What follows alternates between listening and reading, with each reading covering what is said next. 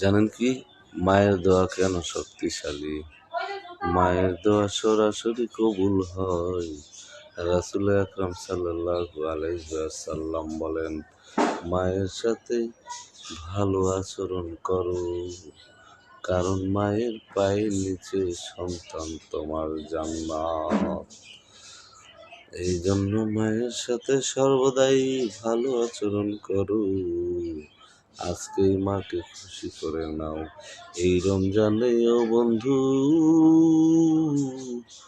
যারা বিগত দিনগুলোতে মা বাবাকে কষ্ট দিয়েছো, এই পবিত্র রমজান মাসে রোজা থেকে মা বাবার মনটা নরম হয়ে আছে।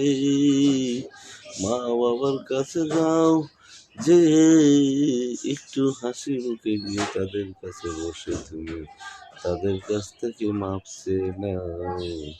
তোমার চেহারার দিকে তাকাইয়া যতই কষ্ট দাও না কেন বন্ধু, তোমার মা বাবা তোমাকে ফিরাইয়া দিতে পারবে না।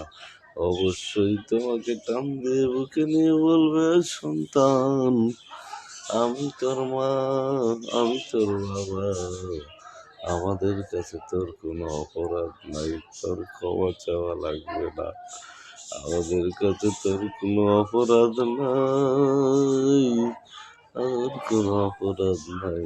জান, মা বাবার পায়ে ধরলে কোনো গুনাহ হয় না, বরং আল্লাহ খুশি হয়।